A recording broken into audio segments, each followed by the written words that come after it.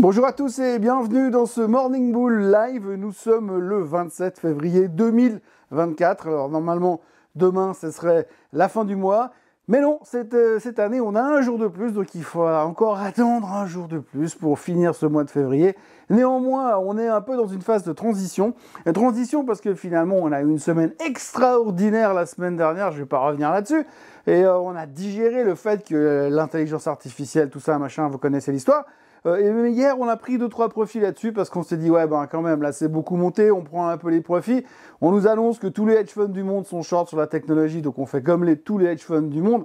Après, si on regarde la performance de tous les hedge funds du monde, on verra assez rapidement qu'ils n'en sortent pas plus que nous. Et puis, on se dit, je vais prendre les profits parce que forcément, à partir de là, maintenant, tout de suite, ça va commencer en douceur aujourd'hui, mais demain, il y aura le PIB américain, après-demain, il y aura le PCE américain. Et donc tout ça pourrait faire changer d'avis la Fed, qui sait, Powell, qui sait, on ne sait pas ce qui peut se passer, mais on espère qu'il va se passer quelque chose, parce que pour l'instant, eh bien, on attend. Alors, malgré qu'on attendait hier, on a dû trouver d'autres solutions, d'autres relais d'intérêt, et on a trouvé pas mal de choses, donc on s'est repenché un petit peu sur les anticipations de la macro, et puis on a trouvé un nouveau trading indicator, une référence pour faire des trades en bourse, Madame Nancy Pelosi.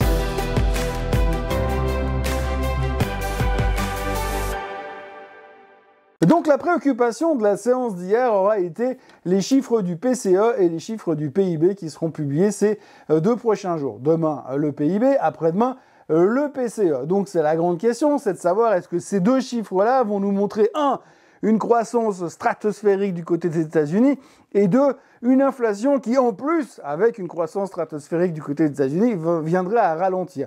En tous les cas, on n'en sait rien, bien sûr, mais ces 2 chiffres-là pourront nous permettre de nous projeter de nouveau pour savoir si on va peut-être baisser les taux en juin ou alors carrément en septembre. C'est la grande question du moment, et c'est ce qui va nous occuper cette semaine.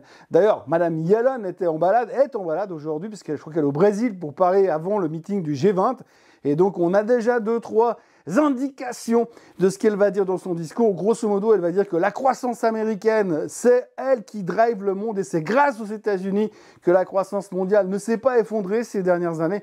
Visiblement, elle prépare la suite de sa carrière, puisque normalement, à la fin de cette année, eh bien, il y aura les élections américaines. Si M. Biden gagne les élections, eh bien, il va la renommer de nouveau comme secrétaire du Trésor.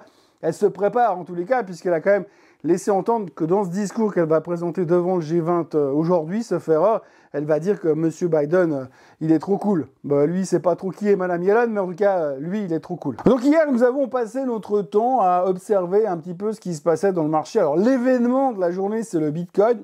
Vertical, le Bitcoin, 56 000 et des poussières ce matin, du daily. Alors pas forcément de grandes nouvelles, alors certainement qu'il y a une grande nouvelle et une vraie justification pour la hausse du Bitcoin, mais c'est pas mon métier, le Bitcoin, mais en tout cas, on a entendu MicroStrategy qui annonçait qu'ils avaient acheté encore plein de Bitcoin, je crois 3000 Bitcoin de plus. On entend aussi que finalement, ils ont cassé une résistance importante sur le chart du Bitcoin, donc maintenant ça va à 65 000. C'est un coup sûr. On entend dire bien sûr que les ETF, c'est un carton, et puis que bientôt il y a le halving au mois d'avril. Donc tout ça fait que hier, mettant tout ça dans un shaker, pour shaker et pas à la cuillère bien sûr, eh bien, a fait que le Bitcoin s'est envolé et qu'aujourd'hui ça explose et que évidemment la porte est ouverte à toutes les fenêtres pour aller chercher dorénavant et les plus hauts historiques, et c'est ce qu'on va attendre forcément ces prochains temps. Au-delà du Bitcoin, il y a aussi eu la publication des chiffres de Zoom. Alors Zoom a publié de très bons chiffres, meilleurs que les attentes. Ils ont également annoncé qu'ils allaient intégrer à mort, devinez quoi, l'intelligence artificielle dans leurs produits. Donc du coup, vous aviez un peu le double whammy, effet qui se coule, double combo, enfin bref, triple salto avant. Et donc du coup, eh bien Zoom a explosé, c'était hier soir after close, il a pris encore 10%. Alors je me suis dit ce matin, waouh, Zoom remonte, c'est impressionnant, je vais quand même aller regarder ce que ça représente sur le chart. Alors il faut dire que j'avais plus trop regardé le chart de Zoom depuis quelques temps, parce que moi le télétravail en ce moment ça me passionne moyen. Mais du coup, j'ai regardé le chart de Zoom, et quand vous regardez ce qui s'est passé, c'est proprement hallucinant, puisque finalement, le titre prenait 10% hier soir, mais 10% sur le graphique, vous les voyez même pas. Oui, forcément, le plus haut historique de Zoom, c'était 589 $.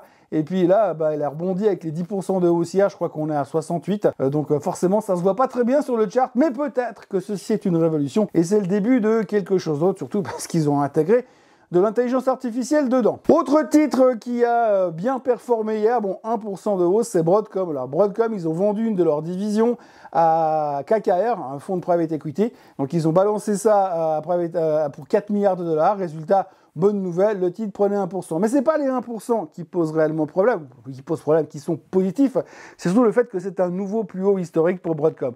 Alors Broadcom, c'est une boîte de semi-conducteurs et de logiciels informatiques dont on parle relativement peu en général, mais ce qu'il faut quand même regarder, c'est que quand on voit la performance de Broadcom depuis 2009, eh bien on se dit que peut-être qu'NVIDIA, elle est à peine à mi-chemin. Non, parce que Broadcom, depuis 2009, à l'aube du rebond, du post-subprime, eh bien, Broadcom a repris depuis ces dates-là 16 000%. Donc voilà, il fallait simplement acheter du Broadcom, c'était pas mal. Et puis là, récemment, il fallait acheter du Nvidia. Donc ça, c'est pas mal aussi. Et puis, à propos de performance stratosphérique, eh bien, il faut aussi mentionner encore une fois le cacao. Le cacao qui est en hausse de 207% sur ces derniers mois. Encore un nouveau plus haut historique. Ça n'arrête pas de monter. Visiblement, il fallait acheter tout simplement du Nvidia, du Broadcom depuis 10 ans et du cacao, et puis finalement vous aurez pu arrêter de travailler. On arrive maintenant au sujet de Madame Nancy Pelosi. Alors comme globalement on est dans un marché où c'est un tout petit peu la règle de l'emmerdement maximum, il ne se passe pas grand chose, on attend les chiffres du reste de la semaine pour commencer à s'exciter de nouveau, eh bien on a abordé le sujet de Madame Nancy Pelosi. Alors ça fait pas mal de temps que ça cause un petit peu à droite à gauche. Il faut savoir qu'au mois de novembre, Madame Pelosi, donc Madame Pelosi, c'est l'ancienne patronne de la Chambre des représentants, celle qui était avant Monsieur McCarthy. Madame Pelosi, c'est une démocrate de la longue depuis très très longtemps. D'ailleurs, elle est plus âgée ou pas loin de Monsieur Biden en tous les cas. Bref, Madame Pelosi est plus ou moins en semi-retraite. C'est une représentante de la Californie et donc depuis quelques temps, elle fait du trading. Et puis comme elle est membre importante du politique establishment, eh bien, elle est obligée de discloser, d'annoncer ce qu'elle fait comme trade. Donc au mois de novembre l'année passée, elle a acheté des calls Nvidia, Strike 120, échéance décembre 2025.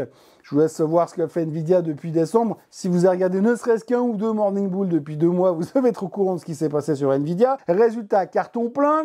Et quand on a regardé un petit peu plus loin dans son portefeuille, on se rend compte qu'elle a pas mal de positions Magnificent Seven, Techno et consorts, que le timing d'achat est absolument merveilleux et qu'à chaque fois elle gagne du pognon. Alors on va dire qu'elle est très très douée dans le trading et très fort en analyse technique pour trouver les points d'entrée, mais en tous les cas, comme elle est obligée de lancer ses trades, tout le monde a commencé à la suivre. D'ailleurs, il y a un gars qui a ouvert un compte Twitter pour commencer à lui courir après pour voir ce qu'elle fait comme trade. Et il y a quelques jours en arrière, elle a acheté des calls sur Palo Alto Networks, vous savez, le cyber security stock qui s'est fait démonter la semaine dernière après ses chiffres trimestriels.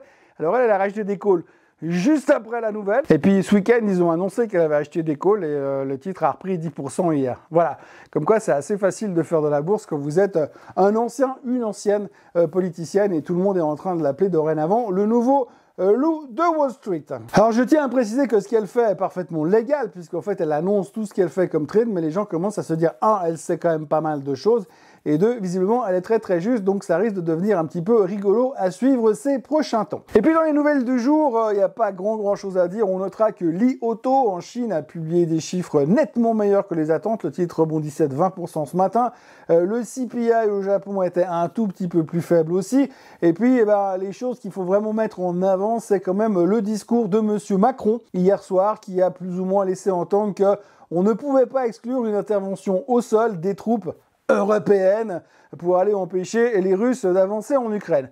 Alors ça fait un tout petit peu peur parce que ça voudrait quand même dire que si la France, ne serait-ce que la France, qui ont quand même 2/3 des tanks qui sont en panne chez eux, iraient marcher sur l'Ukraine pour aller défendre l'Ukraine, ça veut quand même dire que l'OTAN s'en mêle, ça veut quand même dire que c'est une nouvelle guerre mondiale quelque part. Mais enfin bref, ceci dit, on voit que M. Macron, je ne sais pas ce qu'il prend comme produit ces temps, mais en tous les cas, il est en train de partir dans un délire militaire assez spectaculaire. On verra ce que ça donne ces prochains temps, mais ça devient un tout petit peu inquiétant. D'ailleurs, M. Powell disait l'autre jour que la seule chose qui pouvait faire dérailler l'économie aujourd'hui aux États-Unis et dans le monde, c'était un problème géopolitique. Et là, visiblement, ils sont chauds patates pour essayer de nous le créer, le problème géopolitique, pour essayer d'étendre encore un petit peu plus loin cette guerre Russie-Ukraine, visiblement. Enfin, je ne suis pas un spécialiste ni de politique, ni militaire d'ailleurs, mais en tous les cas, c'est pas super rassurant d'entendre ce monsieur parler de cette manière-là à la télé. D'ailleurs, n'importe quoi quand il parle, c'est pas rassurant d'entendre parler. Voilà ce qu'on pouvait dire aujourd'hui. Grosso modo, les marchés sont relativement en mode attente. Aujourd'hui, on aura la confiance du consommateur aux États-Unis, le climat de consommation en Allemagne, le nombre de chômeurs en France. Et puis, on verra où est-ce que tout ça va nous mener. Mais ces prochains jours seront très importants au niveau de la macro. Alors, on attache nos ceintures et on se retrouve demain pour un nouveau Morning Bull Live. D'ici là, n'oubliez pas de vous abonner à la chaîne Swissquote en français, de liker cette vidéo. Et puis, comme je viens déjà de le dire 2 fois de suite, je radote, oui, bien sûr, revenez me voir demain. Allez, bonne journée à tous et à demain. Bye bye.